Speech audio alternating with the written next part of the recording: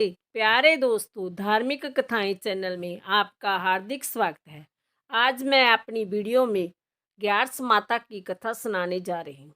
प्यारे दोस्तों, यदि आपने मेरा चैनल धार्मिक कथाएं लाइक और सब्सक्राइब नहीं किया तो जरूर करें। बेल आइकन दबाना ना भूलें जो आने वाली सभी वीडियोज की जानकारी आपको सबसे पहले हो सके। वीडियो को पूरी सुनने के बाद कमेंट बॉक्स में राधे राधे लिखना ना भूलें। ग्यारस माता की कथा। एक बार राजा की दो बेटियां थी। छोटी बेटी एकादशी माता का व्रत करती थी।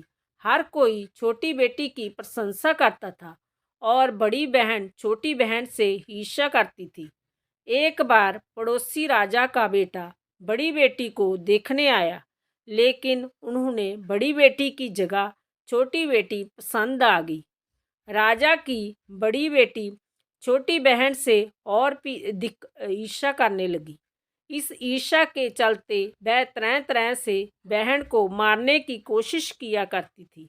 एक बार वह लड्डू में जहर मिलाकर अपनी छोटी बहन को खिलाने की कोशिश करती है और एक मटके में जहरीला सांप रखकर अपनी छोटी बहन के कमरे में रख देती है।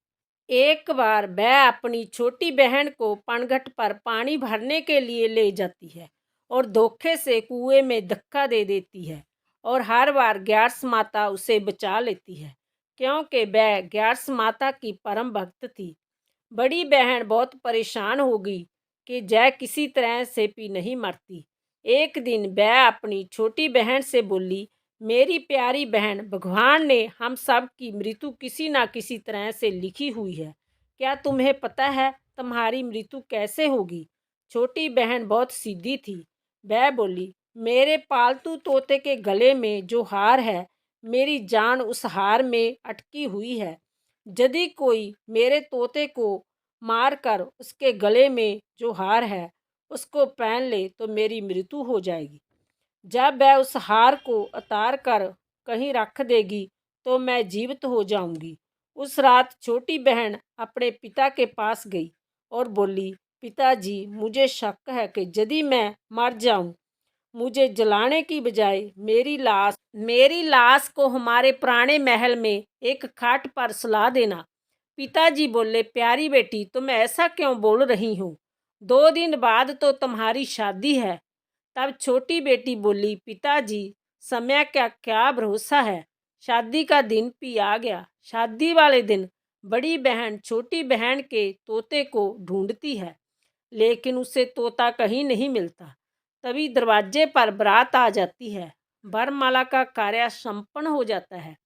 फेरों की रस्म शुरू हो जाती है और दूसरी ओर बड़ी बहन को छोटी बहन का तोता मिल जाता है और वह तोते को मारकर हार खुद पहन लेती है। वही छोटी बहन के 3.5 फेरे राजकुमार के साथ पूरे हो जाते हैं। बड़ी बहन के हार पहनते ही छोटी बहन मूर्छित होकर गिर जाती है। जय देखकर बरातियों में हलचल मच जाती है कि राजकुमारी को क्या हुआ। सब डर जाते हैं। तब राजा हकीम को बुलाते हैं और छोटी राजकुमारी को महल में ले जाकर लौटा दिया जाता है। वेद हकीम राजा से कहते हैं कि हमने जय पहली बार देखा है कि राजकुमारी ना तो मरी है और ना ही जीवित है। जय तो एक जिंदा लाश के समान है। हकीम की बात सुनकर राजा परेशान हो जाते हैं। फिर वह उनसे कहते हैं कि आप बाहर जाकर बोले कि राजकुमारी बेहोश है, थोड़ी देर में ठीक हो जाएगी। यदि आप ऐसा नहीं करोगे तो मैं आपको मृत्युदंड दूंगा। हकीम राजा के कहे अनुसार बाहर जाकर ऐसा ही बोल देते हैं। तभी बड़ी बेटी वहाँ आ जाती है और अपने पिताजी से कहती है, पिताजी, मुझे छोटी बहन के मरने का बहुत दुख है और उससे भी ज़्यादा दुख इस बात का है कि बारात के वापस चले जाने से आपकी बहुत बदनामी होगी। आप मेरी शादी राजकुमार के साथ करवा दो। इससे बारात वापस नहीं जाएगी और आपकी इज्जत भी रह जाएगी। राजा को अपनी बड़ी बेटी की बात सही लगी। फिर बड़ी बेटी को छोटी बेटी के कपड़े पहनाकर फेरों में बैठा दिया जाता है, परंतु राजकुमार मना कर देते हैं। जय मेरी पत्नी नहीं है। मेरी पत्नी जब बोलती है तब उसके मुंह से फूल झड़ते हैं। लेकिन सभी ने समझा बुझाकर राजकुमार के बचे हुए फेरे बड़ी राजकुमारी के साथ करवा दिए। फिर बड़ी बेटी को राजकुमार के साथ विदा कर दिया जाता है। लेकिन राजकुमार बड़ी बेटी के हाथ से ना तो पानी पीते हैं और ना ही उससे बात करते हैं, ना उसका बनाया हुआ खाना खाते हैं। राजकुमार मन ही मन सोचते हैं कि मैं पता लगा कर रहूँगा कि मेरी पत्नी के साथ क्या हुआ।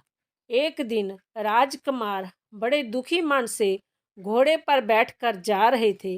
घोड़ा वहीं जाकर रुका जहां राजकुमारी की अधमरी लाश को रखा गया था। राजकुमार ने घोड़े को आगे चलाने बहुत कोशिश की। घोड़ा चलने को तैयार नहीं था। फिर राजकुमार ने सोचा कि घोड़ा जहाँ क्यों रुक गया है, कोई तो वजह जरूर है जो घोड़ा जहाँ से नहीं जा रहा। तब राजकुमार घोड़े से उतरकर पास में बने हुए एक पुराने महल में गए। वहाँ पर एक चौकीदार था। राजकुमार ने चौकीदार से पूछा, यह किसका महल है? तब चौकीदार ने बताया, यह राजा का पुराना महल है। तब राजकुमार समझ गए कि जय महल तो उनके ससुर जी का है। फिर राजकुमार ने जही खाट पर किसी को सोते हुए देखा और उसकी ओर इशारा करते हुए बोले, जहाँ कौन सो रहा है? तब चौकीदार ने कहा, यह राजा की छोटी बेटी है जो विवाह के दिन मूर्छित हो गई थी। तब राजकुमार बोले, जय तो मेरी पत्नी है जिसके साथ मैंने 3.5 फेरे लिए थे। तब राजकुमार ने चौकीदार से कहा, मेरे जहाँ आने के बारे में तुम किसी को मत बताना, मैं तुम्हें बहुत धन दूंगा। चौकीदार मान गया। फिर राजकुमार महल के अंदर खाट के पास गया और बचे हुए 3.5 फेरे उसने खाट के साथ लिए और पूरा दिन रानी की खाट के पास बैठा रहा। जब रात हुई तो छोटी रानी जीवित हो गई और उसने अपने पति को देखा और पति को देखकर वह रोने लगी। तब राजकुमार ने पूछा, तुम विवाह के दिन बेहोश हो गई, तब तुम्हारे पिता ने मेरी शादी तुम्हारी बड़ी बहन से तो करवा दी, परंतु मैंने तुम्हारी बड़ी बहन को स्वीकार नहीं किया। तुम मुझे पूरी बात बताओ कि तुम बेहोश कैसे हुई और रात के समय तुम जीवित हो गई, इसके पीछे क्या राज है? तब छोटी बेटी ने अपने पति को तोते और हार वाली सारी बात बताई और जय भी बताया कि मैंने अपनी बड़ी बहन को तोते के गले में पड़े हुए हार के बारे में बताया था। मेरी बहन मुझसे बहुत ही ईर्ष्या करती थी। उसने कई बार मुझे मारने की कोशिश भी की, पर ग्यार्स माता ने मुझे हर बार बचा लिया। मेरे पालतू तोते के गले में जो हार था, वह मेरी बड़ी बहन दिन में पहन लेती है और रात को उतार देती है, इसलिए सारा दिन बेहोश रहती हूँ और रात को जीवित हो जाती हूँ। यदि वह हार मुझे वापस मिल जाए तो मैं हमेशा के लिए जीवित हो जाऊंगी। जय सब सुनकर राजकुमार बहुत हैरान हुआ और बोला, कोई बहन भी ऐसा कर सकती है? जय सब सुनने के बाद राजकुमार पूरा दिन वहीं रहने लगा। बड़ी रानी ने दासियों को भेजकर पता लगाना चाहा कि आजकल राजकुमार दिन रात कहाँ रहते हैं, परंतु किसी को कुछ ना पता चला। उधर छोटी रानी गर्भवती हो गई।